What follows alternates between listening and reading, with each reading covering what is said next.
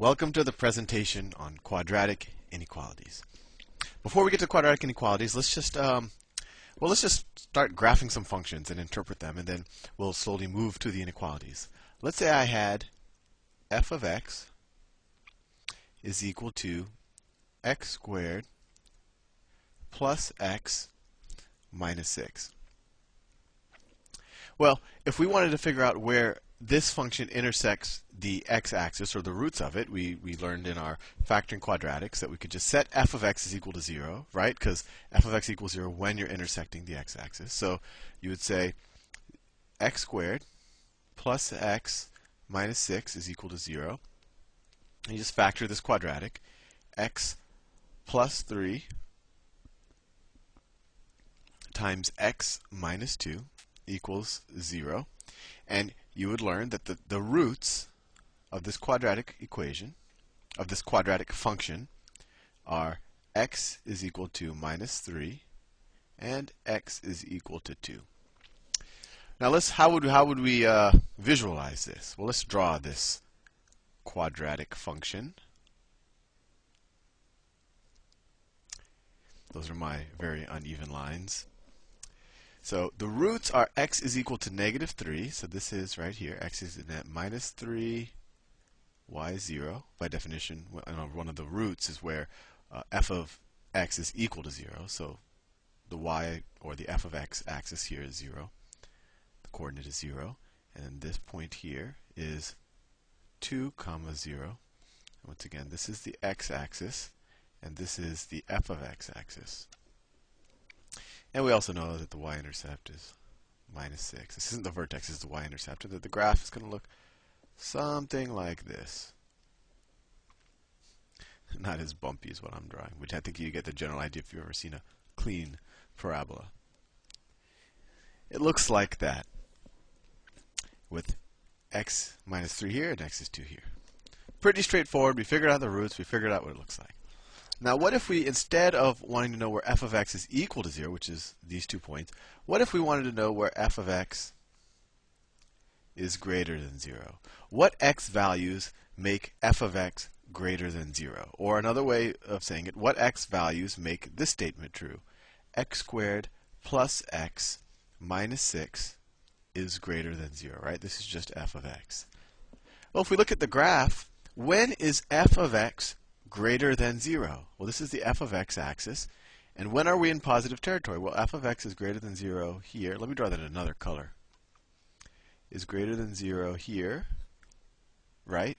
Because it's above the x-axis. And f of x is greater than 0 here. So just visually looking at it, what x values make this true? Well, this is true whenever x is less than minus 3, right? Or whenever x is greater than 2, right? Because when x is greater than 2, f of x is greater than 0. And when x is less than negative 3, f of x is greater than 0.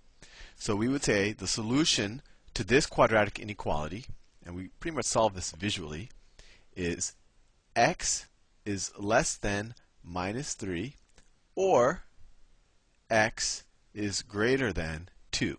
And you could test it out. You could try out the number minus 4, and you should get f of x being greater than 0. You could try it out here. Or you could try out the number 3 and make sure that this works.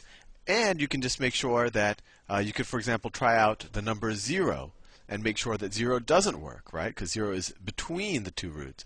It actually turns out that when x is equal to 0, f of x is minus 6, which is definitely less than 0.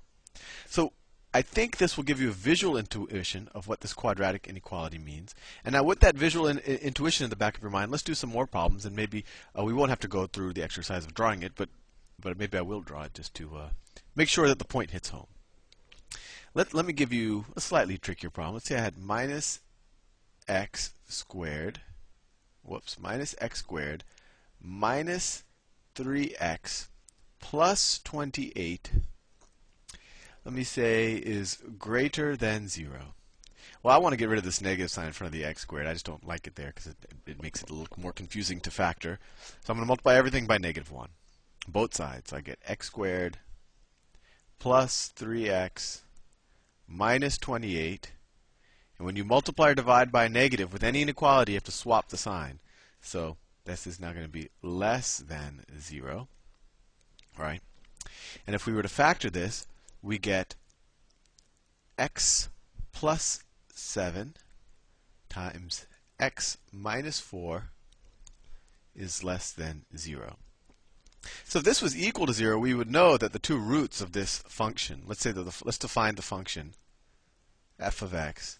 Let's define the function as f of x is equal to, well, we could define it as this or this because they're the same thing. But just for simplicity, let's define it as x plus 7 times x minus 4. That's f of x, right? Well, after factoring it, we know that the roots of this, the roots are x is equal to minus 7. Excuse me, my throat is dry. I just ate too many almonds. And x is equal to 4. Now what we want to know is what x values make this inequality true. If this was an inequality, we'd be done. We want to know what makes this inequality true. And I'll give you a little bit of a trick. It's always going to be the numbers in between the two roots or outside of the two roots. So what I do whenever I'm doing this quick on a test or something, I just test numbers that are either between the roots or outside of the two roots. So let's pick a number that's between x equals minus 7 and x equals 4. Well, let's try x equals 0. Well, f of 0 is equal to, we could do it right here, f of 0 is 0 plus 7, whoops, times 0 minus 4 is just 7 times minus 4, which is minus 28. So f of 0 is minus 28. Now, is this is the function we're working with. Is this less than 0? Well, yeah, it is. So it actually turns out that a number, an x value between the two roots works.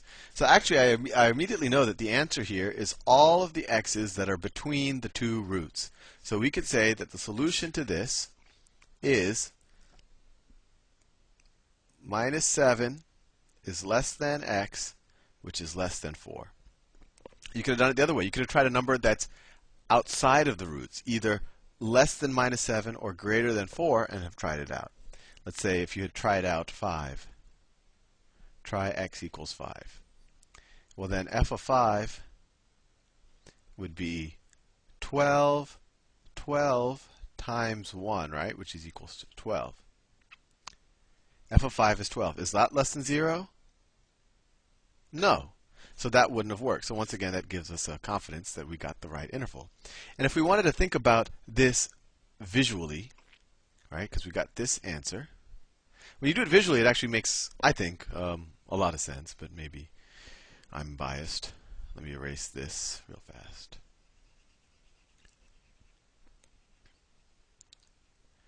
If you look at it visually, it looks like this. Oh, whoop, that's way too fat. Let me draw it on a skinnier pen. If you draw it visually, and this is the parabola, right? This is f of x.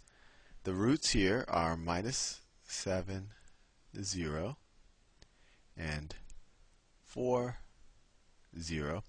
We're saying that for all x values between these two numbers, f of x is less than 0. And that makes sense, because when is f of x less than 0? Well, this is the graph of f of x, right?